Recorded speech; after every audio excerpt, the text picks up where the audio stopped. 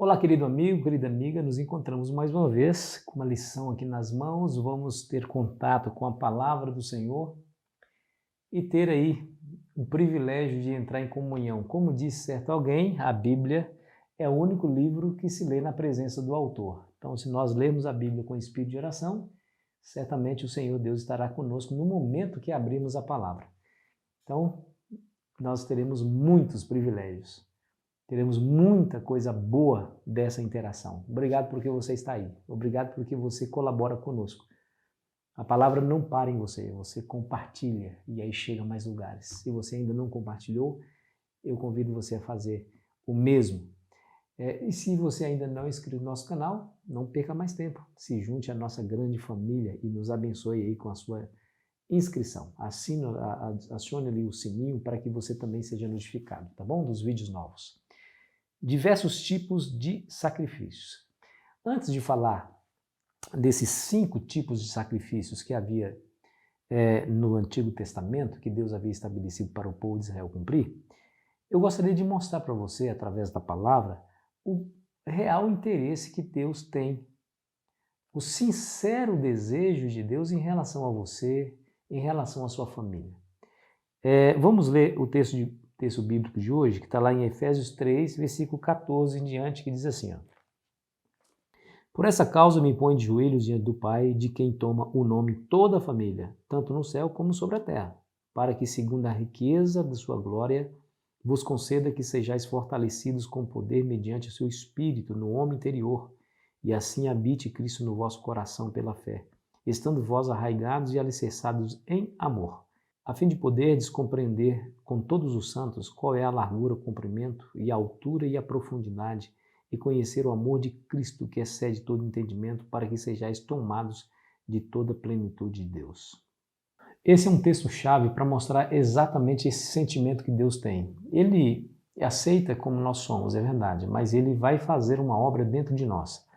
Ele vai nos dar o poder, como Paulo nos diz aqui, Ele vai nos dar o poder conforme a sua promessa, através de habitar em nós o Espírito Santo. Esse Espírito Santo nos dará poder para nos arraigar e nos alicerçar em amor. Quando isso acontecer, estaremos aptos, segundo o apóstolo Paulo, de compreender qual seja a altura, a profundidade, a largura e o comprimento do amor de Cristo que excede todo entendimento. Então, eu quero dizer para você, de antemão, tudo o que aconteceu na interação de Deus com a humanidade sempre foi baseado no amor, e nós precisamos compreender pelo menos aquilo que é possível ser compreendido desse amor. Ele excede todo entendimento, mas é possível a gente ver a interação de Deus com a humanidade baseado justamente nesse sentimento extraordinário. Dito isso, vamos passar aos 5 tipos de sacrifícios que haviam ali em Israel no Antigo Testamento. Antes de falar sobre eles, deixa só mais dar uma explicação. O sacrifício foi estabelecido por Deus como uma forma didática de levar o povo a odiar a prática do pecado, porque o pecado tem um preço. Não se perdoa pecado no sentido de você, pecou, tá bom, vai para casa, vai em paz e nada acontece. Não, pecado não se perdoa, pecado se paga. E no santuário, de maneira dramática, era ensinada essa verdade. Ou seja, o indivíduo pegava aquele cordeirinho de 1 ano, sem máculas, sem rugas, sem mancha, não podia ser doente, cego, nem aleijado, o mais bonitinho que ele tinha no rebanho. Ele deveria levar lá no santuário para que ele pudesse confessar seu pecado sobre esse pobre animal e depois ele o mataria. Ou seja, alguém está pagando a dívida. Pagou a dívida com a própria vida, esse pobre animal, essa pobre vítima que não tinha nada a ver com o pecado daquele indivíduo. O primeiro tipo de pecado, o primeiro tipo de sacrifício é o holocausto. O que é isso? O holocausto é aquele sacrifício que, além de matar a pobre vítima, queima completamente o seu cadáver. Ou seja, não existirá mais nada dessa pobre vítima. Morreu e foi queimado, o seu cadáver virou cinza. Esse sacrifício apontava para Jesus. Você se lembra das palavras de Paulo, não se lembra? Que Jesus, sendo Deus, não usurpou ser igual a Deus, mas a si mesmo se esvaziou. Quando você olhava para Cristo, se você tivesse o privilégio de ter vivido um tempo que ele veio à Terra, se você olhasse para Cristo, você veria um ser humano, não veria um Deus, veria um ser humano na sua aparência. Até que você ouvisse as suas pregações e o visse praticando os seus milagres. Aí você entenderia, não pode ser só um ser humano. É alguém maior do que um ser humano, porque um ser humano não pode ressuscitar mortos, não pode fazer o cego ver, o coxo andar. Mas se você o visse, somente o visse, olharia um ser humano.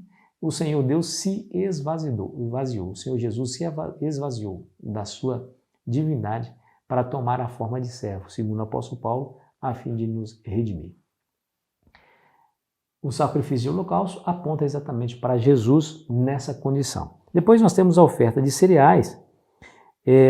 Bom, deixa eu explicar uma coisa para você. Na época de Israel, e até hoje assim, eles demonstravam ou materializavam a sua gratidão por Deus em lhe sustentar.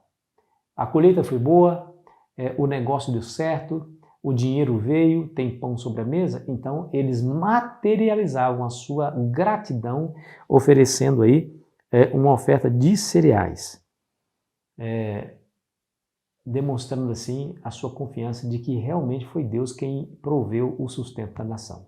Aponta também para Jesus, porque Jesus é aquele que nos dá o verdadeiro sustento espiritual. Diz a Bíblia que ele é o pão que desceu do céu. E a Bíblia diz, o próprio Jesus disse, aquele que não comer da minha carne e não beber do meu sangue não tem vida em si. Então nós precisamos ir a Jesus para sermos alimentados espiritualmente. E depois nós temos o sacrifício, a oferta de sacrifício pacífico. Aqui a importância, queridos, de vivermos em íntimo relacionamento com nossos irmãos. A igreja precisa ser reconhecida como uma família. Uma família passa tempo junto, uma família gosta de estar sempre em relacionamento perfeito. Agora, uma igreja que vive se degladiando, se devorando, né, um ao outro, falando mal um do outro, onde há inimizade, onde há ódio, isso pode ser qualquer coisa, menos a igreja que Deus idealizou. A igreja que Deus idealiza é aquela igreja que há harmonia nos relacionamentos. A oferta de sacrifício pacífico era uma refeição que os israelitas faziam uns com os outros. Olha que interessante, né? Entre amigos, entre a família, né? Para celebrar aí o bem-estar e a paz instaurada na nação. Isso eles ofereciam a Deus, mas comemoravam juntos com seus amigos para celebrar, nós temos paz, nós temos alegria, então nós vamos ofertar ao Senhor. E o que significa isso? Jesus é a nossa paz. Deixa eu ler para você esse texto. Romanos 5, versículo 1, que diz assim, ó: justificados, pois, mediante a fé, temos paz com Deus por meio de nosso Senhor Jesus Cristo. Jesus é a paz. Então aquela oferta era símbolo de Jesus que traria a paz ao nosso coração. Coisa linda, né? E realmente Jesus de fato trouxe paz, porque ele nos justifica, ele nos perdoa. Somos pecadores, não há como negar. Se fosse preto no branco, no sentido de que você vai ser julgado por aquilo que você fez, independente do que aconteça, o veredito será dado com base no que você fez de bom, no que você fez de ruim. Ah, meu amigo, todos nós estaríamos perdidos, porque todos nós temos mais obras ruins do que obras boas. Além de que somos pecadores na essência. Mas o Senhor Jesus vai lá e paga a nossa dívida. Ou seja, não precisa julgar os pecados dele, porque os pecados dele eu tomei para mim. E ele me aceitou como seu Salvador, arrependido dos seus pecados, agora eu dou a ele o que eu mereço, que é a vida eterna. Isso aí traz paz, consequentemente. E depois nós temos a oferta pelo pecado ou oferta de purificação, que era exatamente aquela oferta que trazia a expiação do pecado. Estava focalizada aí no sangue do animal. O sangue do animal era a sua vida. Se você derramar totalmente o seu sangue, você não terá vida. Então a vida está no sangue. Então o foco aqui é o sangue do animal que era derramado no lugar do pecador. Se não houvesse esse animal, o pecador deveria derramar seu próprio sangue. É claro que essa oferta também aponta para Jesus, porque foi pelo sangue de Cristo que fomos resgatados na nossa vã maneira de viver. Romanos 3,25 diz assim: a quem Deus propôs no seu sangue como propiciação mediante a fé para manifestar a sua justiça por ter Deus, na sua tolerância, deixado impunes os pecados anteriormente cometidos. E aí o sangue de Cristo resolve a questão, ou seja, a salário do pecado é a morte, então alguém vai morrer. E esse alguém foi Jesus, aí com seu sangue nós fomos comprados para Deus. E depois nós temos a oferta pela culpa ou oferta de reparação. Isso nos mostra a importância de vivermos em paz. A oferta pela culpa ou de reparação vai prover o perdão, mas requer a restituição. Por exemplo, um indivíduo lá, por um deslize, acabou sendo desonesto e matou o boi de outro fazendeiro. Ele não somente deve pedir perdão para o fazendeiro, mas ele deve devolver um outro boi para ele. E a Bíblia fala, e acrescentará um quinto. Acrescentará um quinto, ou seja, não é somente o prejuízo que ele causou, mas restituirá com a devida correção. Olha que interessante, né? Que justiça, a justiça de Deus.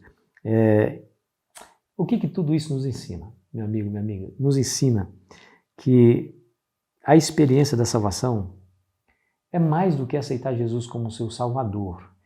Requer que você também se alimente dele, que você compartilhe os seus benefícios com os outros e que você repare aquele que porventura você prejudicou. Em outras palavras, Deus está provendo aqui a saúde emocional da nação. Ao fazermos aquilo que o Senhor Deus nos aponta na sua palavra, nós estamos fazendo, senão indo em direção à nossa própria segurança, à nossa própria felicidade. Feliz é aquele que estuda a palavra, aquele que compreende a vontade de Deus e aquele que ordena a sua vida de acordo com essa vontade. Feliz é aquele. Mas aqueles que ignoram, aqueles que não leem, aqueles que não estudam, aqueles que não procuram saber o que Deus pensa das suas decisões, esses tomam as decisões baseadas na sua, entre aspas, sabedoria limitada. Não conseguem enxergar um palmo diante do nariz em relação ao futuro. Aí tropeçam, caem, machucam, sofrem, fazem outros sofrerem e a vida vira uma lamúria tremenda porque desconsiderou a palavra de Deus.